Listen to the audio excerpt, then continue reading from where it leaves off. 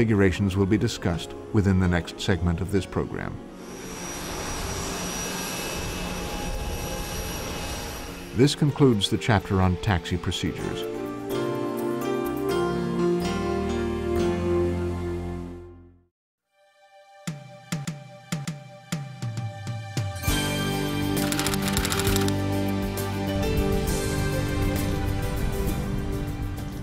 Yukon 50 has landed at the remote village of Unalakleet on the far western shore of Alaska.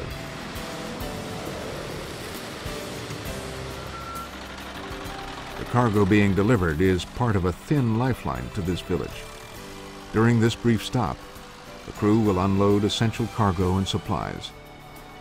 Yukon 50 will also take on, among other things, a load of Alaskan king crab that only an hour ago arrived on the dock at Unalakleet. Unalakleet is a non-towered airport and requires additional procedures within the pre-arrival and pre-departure briefings. Extra vigilance is the key to safe taxi operations at non-towered airports.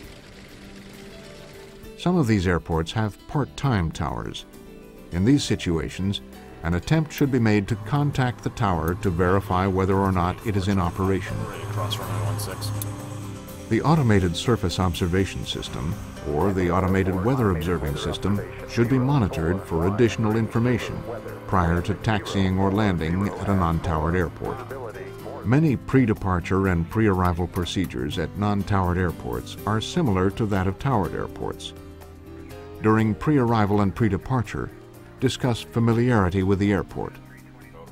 Review NOTAMs. Use airport diagrams to plan the taxi route and identify hotspots. Enhance pilot situational awareness. Prior to entering or crossing any runway, both pilots scan the full length of the runway, including approach areas. Clear on the left, clear on the right. And use recommended exterior lighting to make the aircraft more conspicuous.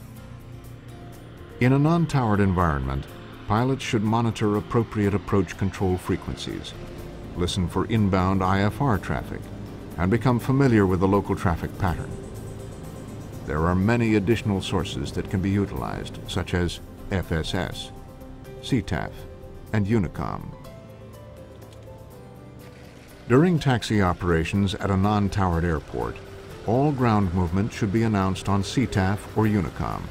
Once a pilot has announced the intention to take off from a non-towered airport, it is important that the lineup and hold phase be as brief as possible.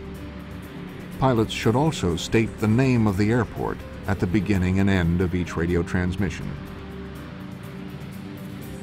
This concludes the section on taxi procedures at non-towered airports.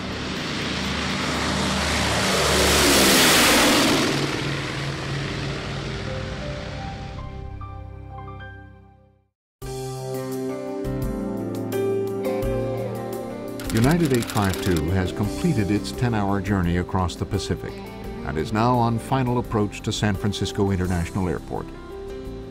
Navigating a busy airport is even more difficult when weather is not favorable. Taxiing at night or during adverse weather conditions such as rain, snow, or fog can make even simple taxi operations a challenge. Proper use of exterior aircraft lights make an aircraft more conspicuous and signal location and intent to other pilots. Various configurations can tell other pilots whether the aircraft is on a taxiway or on a runway. When on a runway, they can signal whether an aircraft is holding for takeoff clearance, crossing an active runway, or accelerating down the runway for takeoff. The configurations for exterior lights include engine running, taxiing, crossing a runway, entering a departure runway for takeoff, and takeoff. Let's look at these configurations in detail.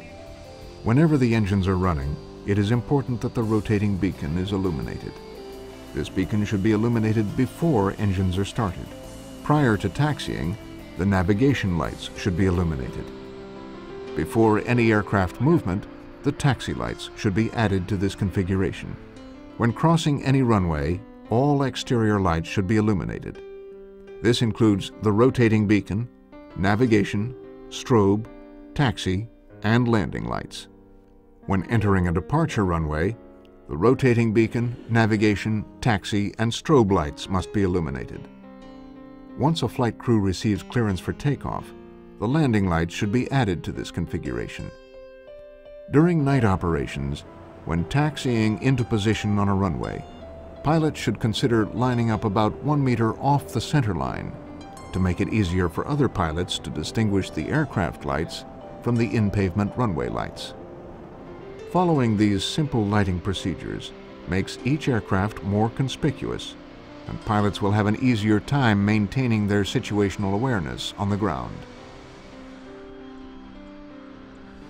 This completes the chapter on exterior aircraft lighting configurations.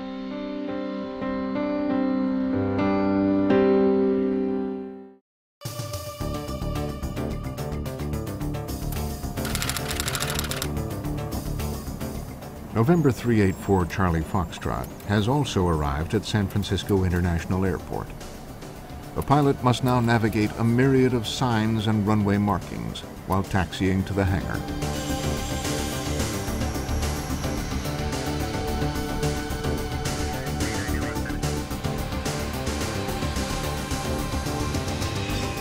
Airport taxiways and runways are extremely complex and busy environments. At night or during low visibility conditions, the signs and markings can be even more confusing to the pilot who is unprepared. It is extremely important for pilots to be familiar with the layout, markings, and signs of each airport. Here is a brief look at the signs and markings flight crews may encounter. A taxiway location sign indicates an aircraft's current location. It is oftentimes co-located with direction signs or a runway holding position sign. Runway holding position signs are located where a taxiway intersects a runway. These signs typically have 2 numbers. In this example, runway 32 is to the left and runway 14 to the right. This sign is located next to the holding position marking painted on the taxiway. Runway approach holding position sign. This runway approach holding position sign requires pilots to hold here when the controller specifically states to hold short of a runway approach. Taxiing past this sign could result in a runway incursion when the designated runway is active. It is always located next to yellow holding position markings on the pavement.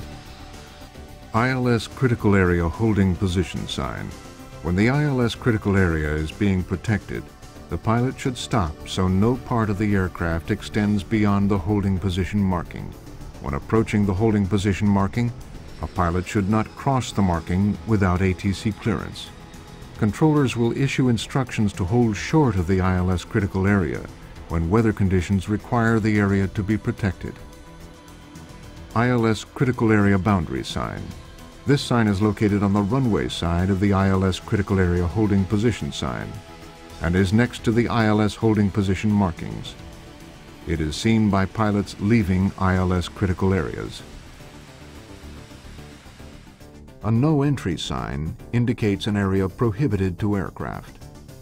This sign is found at the entrance to a one-way taxiway or at the intersection of a road intended for vehicles. An inbound destination sign uses an arrow to indicate the direction of a specific destination. Outbound destination signs indicate a common taxi route to runways with an arrow pointing out the direction of the taxi route. A dot separates 2 destinations. In this example, runways 27 and 33 are to the right. A direction sign for runway exit is located on a runway just prior to a taxiway intersection. This sign appears on the same side of the runway as the exit. Runway location signs identify the runway on which an aircraft is currently located. Taxiway ending markers are located on the far side of an intersection and indicate that a taxiway does not continue. A runway boundary sign faces the runway and is visible to pilots exiting the runway. It is located next to the yellow holding position markings painted on the taxiway pavement. Taxiing past this marking indicates an aircraft is clear of a runway. Understanding the meaning of all airport signs and markings greatly reduces the potential for pilot deviation incursions.